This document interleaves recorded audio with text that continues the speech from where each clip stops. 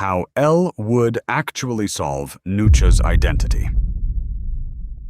Imagine, for a second, you are the world's greatest detective. You've taken down international crime syndicates. You've outsmarted super geniuses. You operate entirely in the shadows. And then you log on to YouTube. Sure, like it's a death note in 2006, and he wipes out the Epstein. Yesterday, a YouTuber named Nucha dropped a 21-minute, 38-second video essay explaining exactly why L would fail at catching Epstein. Now, normally, an investigator of L's caliber wouldn't care about internet discourse. But 21 minutes of someone systematically dissecting your methods and calling you incompetent to 250,000 people? That is the ultimate bait. Could L catch Nucha? If L actually took this case, the first thing you have to understand is that he wouldn't even click play on the video. Not at first. That's too basic. Instead, L would probably just sit in that weird squatting position of his, eat an entire bowl of sugar cubes, and stare at the channel's metadata for 14 hours straight. Because to L, a YouTube channel isn't a collection of videos. It's a psychological blueprint. L would immediately notice the titles. Was Ayana Koji really that smart? Was Joseph really that smart? The guy has literally 59 videos, and a massive chunk of them are just deep dives into the tactical intelligence of fictional anime teenagers.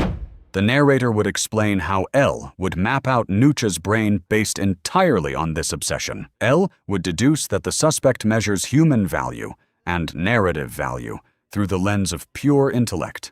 He analyzes intelligence the way crypto bros analyze Bitcoin charts.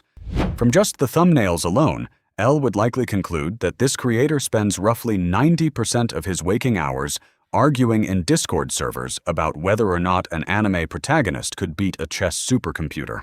And I just want to remind everyone watching this.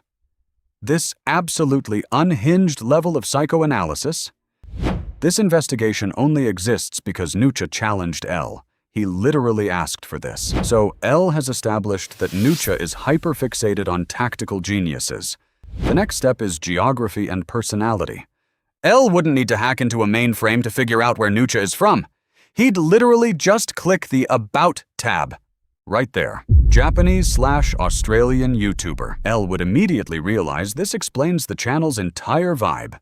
The deep cultural literacy required to analyze Japanese light novels, perfectly blended with the incredibly dry, cynical pacing of the Australian internet ecosystem. But where L would really start to crack the profile is in the description boxes. If you look at the descriptions of Nucha's ReZero videos, you don't just see timestamps. You see the workings of an incredibly anxious, overly considerate mind. L would sit there, probably chewing on a strawberry, realizing that only a deeply empathetic, yet painfully meticulous person would manually timestamp an Arc 9 spoiler for a light novel. And again, keep in mind, L is only digging this deep, completely profiling this guy's moral compass, because Nucha uploaded a video saying L would fumble the Epstein case. By day 3 of this hypothetical investigation, L would have everything: the geographic background, the psychological profile, the editing habits. But to actually solve a case, L needs to understand motive. Why did a Japanese/Australian anime essayist randomly decide to make a 21-minute hit piece on the world's greatest detective? Was it for the views? Was it out of hatred? To find out, L would just scroll down. Kira vs. Kira is not close. 300,000 views. Kira case, but it's 2026. 213,000 views. Live action L is smarter than you think. 50,000 views. L would look at these older uploads and the realization would hit him immediately. Nucha didn't make the Epstein video because he hates L. He made it because he is a massive, unapologetic scholar of L's work. L would understand that this wasn't a hit piece. It was an invitation. Nucha knew exactly how L's ego worked. He knew that the only way to get the attention of the world's greatest detective was to publicly challenge his intellect on a highly sensitive, universally recognized modern case. It was a perfectly executed 21-minute piece of bait. So, how does the investigation end? Does L dox him?